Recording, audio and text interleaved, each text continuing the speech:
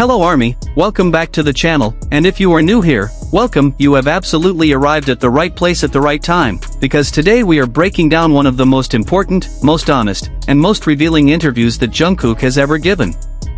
We are talking about the Rolling Stone May 2026 cover story interview that just dropped today, and I have been through every single word of it, and I promise you, there is so much to unpack. So make sure you are subscribed, hit that notification bell, and let's get straight into it because this one is going to be a long and very satisfying conversation. Before we even start getting into the details, let me give you the full picture of what this Rolling Stone moment actually is, because the scale of it is genuinely staggering. Rolling Stone dedicated its entire May 2026 issue to BTS, releasing 8 different covers, 1 group cover and 1 individual cover for each of the 7 members. They are calling it the most ambitious cover package in the magazine's nearly 60-year history. Each cover comes with its own individual interview, its own photography, and now, video versions of all 7 solo interviews are being released. The Jungkook video interview dropped today, April 20th, 2026, and it is everything we hoped it would be and then some. Now, the reason I specifically wanted to focus this video on Jungkook's responses to ARMY feedback is because that portion of the interview is genuinely one of the most mature, most self-aware, and most honest things he has ever said publicly about his solo career. And I think it deserves a full and proper breakdown, because there are layers to what he said that a quick headline simply cannot capture. But we are going to get to all of it. We are going to go through this interview piece by piece, starting from the very beginning, and by the time this video is over, you are going to have a completely new appreciation for where Jungkook is right now as an artist and as a person. Let's start with the context that sets the stage for everything else. At age 28, even after his massive solo success and a long list of standout moments on BTS songs, Jungkook says he has not yet quite figured out who he is. His exact words were, "I'm still forming my sense of self." Now, I want you to sit with that for a second. This is a man who has 9.4 billion streams to his name as a solo artist. This is the most streamed K-pop solo act of all time. This is someone who sold out arenas globally, who dominated charts in ways that most Western pop stars can only dream about, and he sits down with Rolling Stone and says he is still forming his sense of self. That level of honesty and self-awareness is not something you see often in the music industry, and it sets the entire tone for what follows. And it makes complete sense when you understand his history. Jungkook has been in BTS since he was 15 years old, which means he has spent nearly half his life as a global pop star, growing up entirely inside the group. Think about what that actually means. The years that most people spend figuring out who they are, late adolescence, early adulthood, those years of mistakes and growth and self-discovery that happen in relative privacy, Jungkook spent all of those years on stage, in front of cameras, under lights, with millions of people watching his every move. His entire becoming has been a public event. Every phase, every change, every evolution has been documented and broadcast to the world. And so when he says he is still forming his sense of self, it is not a weakness. It is one of the most honest acknowledgments of what his life has actually been like.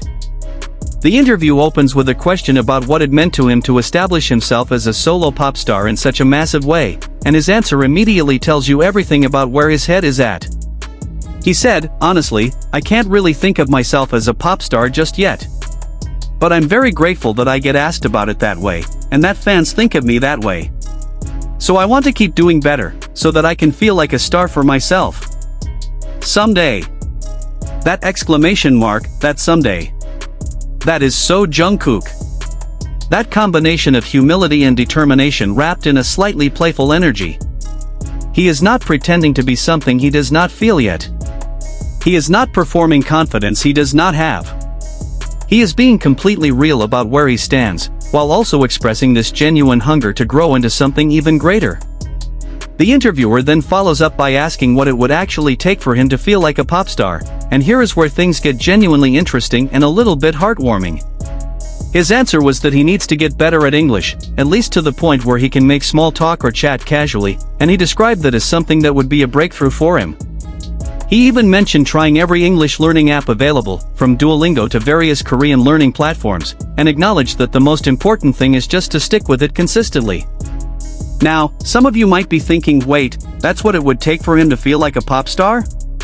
Not more hit songs, not more chart records, but being able to have casual conversations in English?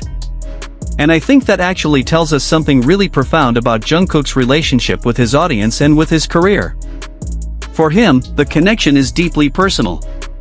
It is not about the numbers, even though the numbers are absolutely staggering. It is about the ability to genuinely communicate, to genuinely connect with people in a real and human way. He wants to be able to have a conversation with a fan in New York or London or Sao Paulo without that barrier being there. That desire for real human connection is one of the most consistent threads in everything Jungkook has ever said about his career, and it runs right through this interview too. There is also a section where the interviewer asks about his pronunciation in English songs, and Jungkook's answer here is really telling. He acknowledged that his ear is good for catching the sounds of a foreign language, but added that at the end of the day, English is not Korean, it is foreign to him, and he said he does not want native speakers to hear him speak their language and find it uncomfortable or dislike it in any way, which is why he has personally worked very hard on it.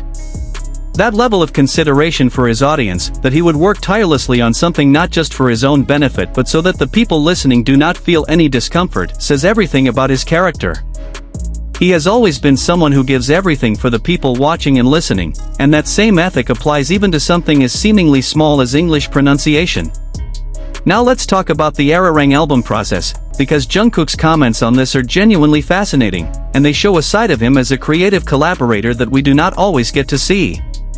When asked about how his solo success affected the dynamic within BTS and his approach to the new album, he described himself as a very carefree and open person who does not overthink things in daily life unless he has to. He said that when it came to the work process for Ararang, he would speak up and share his opinion but would not stress about it, and while he acknowledged that some other members were pretty stressed during the process, he personally just found it fun and enjoyed doing what he wanted to do. I love this so much because it is so consistent with everything we have ever seen from Jungkook and BTS. He has always been the member who approaches work with this kind of pure, almost childlike joy. While other members, and they have all talked about this publicly, carry enormous intellectual and emotional weight around the creative process, Jungkook operates from a place of instinct and enthusiasm. That is not a lesser approach. It is actually a very valuable one. When you have 6 other members who are all deeply analytical and introspective about the music, having someone who just dives in and goes with what feels right is genuinely important. And the results speak for themselves. Speaking of results, his account of working on the song Hooligan from the Ararang album is one of the highlights of this entire interview. He explained that when he first heard the track, he came up with the flow immediately. He got to work on it and said the track was so unique that he might have just lucked into something.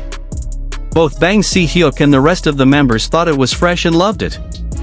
He described it as feeling awesome, and noted that he was not even sure the song would make the final cut, but it did, and in his words, that rocked. There is something so endearing about that. That rocked. This is a man who has broken streaming records, who has performed at some of the biggest stages in the world, and getting a song picked for the album because his bandmates loved it still gives him that rush. That enthusiasm has never left him, and it is one of the things that makes him so universally beloved. He genuinely, deeply loves what he does.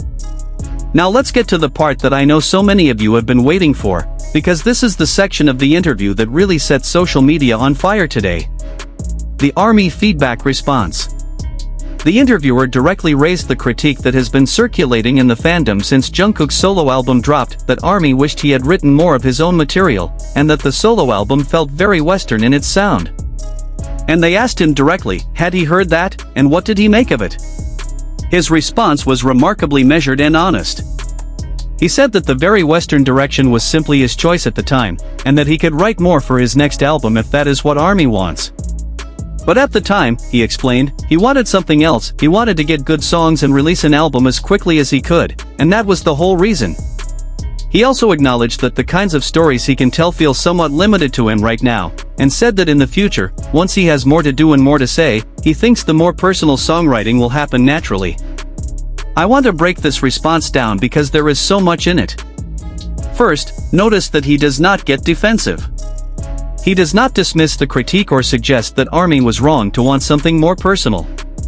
He hears it, he acknowledges it, and he explains the reasoning behind his choices without apologizing for them. That is a very mature response from someone who could easily have either deflected the question entirely or leaned into gratitude and avoided the substance. He did neither. he engaged with it directly. Second, his explanation of why the album was the way it was is actually really important context.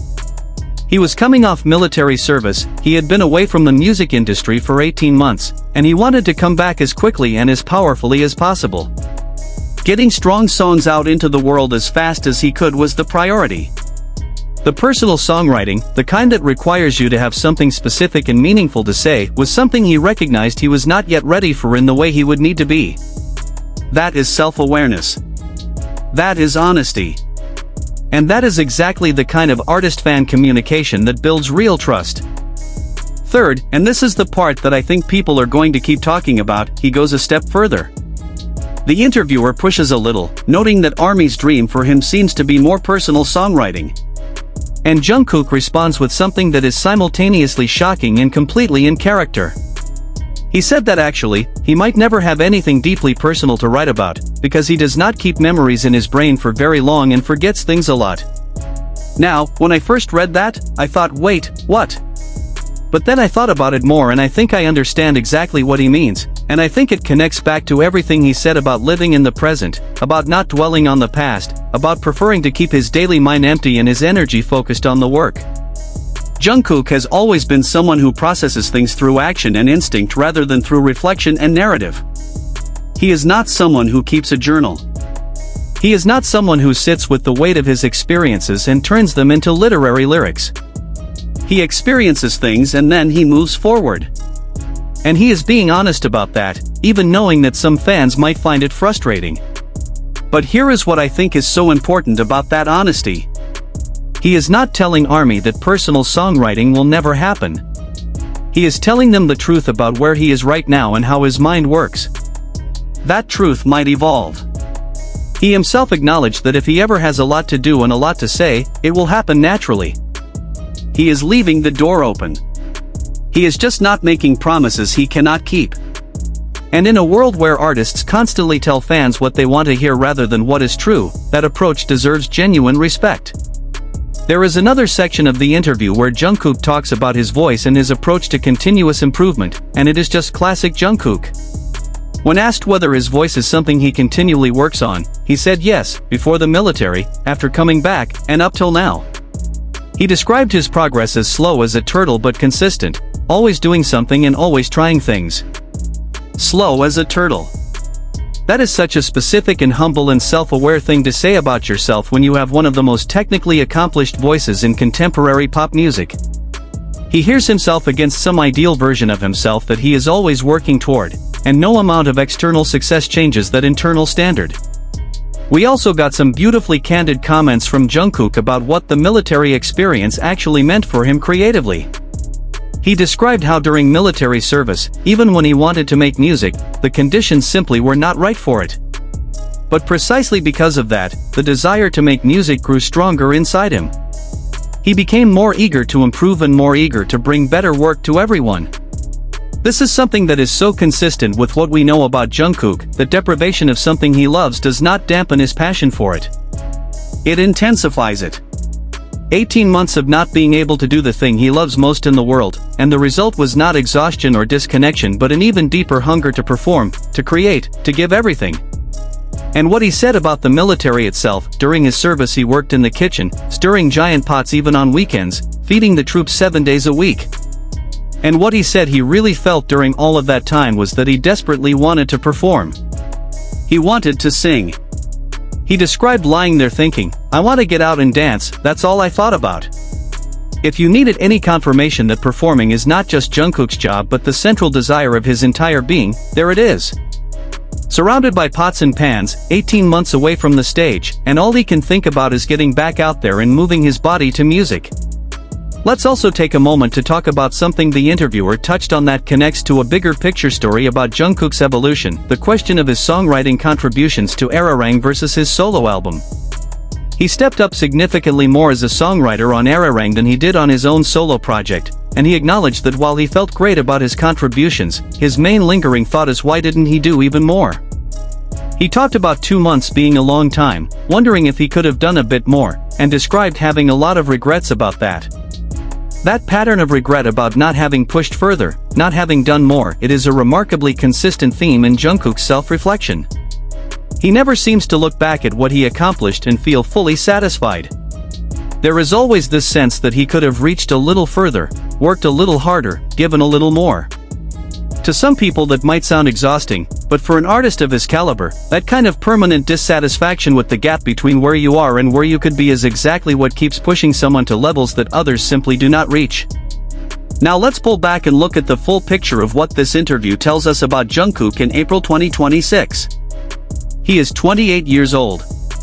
He has been a global superstar for over a decade. He has completed mandatory military service.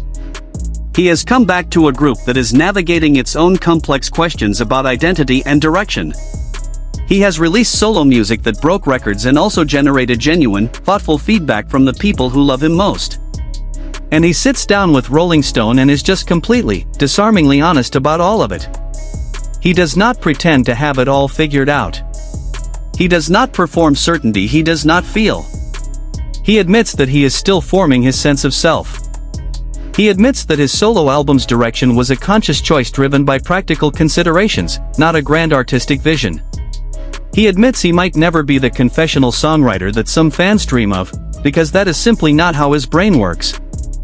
And then in the very same breath, he expresses genuine excitement about BTS, about the future, about continuing to grow as a performer and as a person. He spoke about wanting to be an artist who does not get dragged by the flow but creates the flow, someone who does not want to be confined and wants to be an artist without limits. And the more you look at the totality of who Jungkook is, this person who has been famous since adolescence and still approaches his work with the enthusiasm of someone who just discovered it, who has broken every streaming record and still worries about whether his English pronunciation makes native speakers uncomfortable, who can come up with a vocal flow for a song in an instant and then wonder for months whether he could have done more, the more clear it becomes that he really is building towards something extraordinary. ARMY has always known this, of course. They have watched him grow up in real time, and what makes this Rolling Stone interview so special is that it gives us Jungkook in his own words, addressing their hopes and their critiques directly, with honesty and grace. He heard you. He thought about it. He has a real answer, not a PR answer. And his answer is this: he made choices that made sense to him at the time, he understands what you want from him, and he is working, slowly, like a turtle, consistently, toward becoming the fullest version of himself that he can possibly be. That is not a disappointing answer. That is actually the best possible answer, because it is true. And truth, from an artist who could easily have given you a polished non-answer, is worth everything. Before I wrap up, I do want to make sure you all know that this is just one piece of the enormous Rolling Stone BTS universe that has been dropping this month. The BTS Arirang World Tour launched on April 9th, with 82 dates that will keep them on the road through March 2027, and tickets to every announced show have already sold out. The momentum right now is genuinely historic, and having this Rolling Stone package dropping alongside everything else is such a gift for ARMY. So go watch the video interview if you have not already. Read the full written piece on Rolling Stone's website. And then come back here because we are going to be covering all 7 of the individual member interviews as they roll out, plus the group cover story, and there is so much incredible material to go through. If you enjoyed this breakdown, please give it a thumbs up, it genuinely makes a huge difference for the channel. Drop a comment below telling me which part of Jungkook's interview hit you the hardest. Was it his response about the ARMY critique? The still forming my sense of self admission?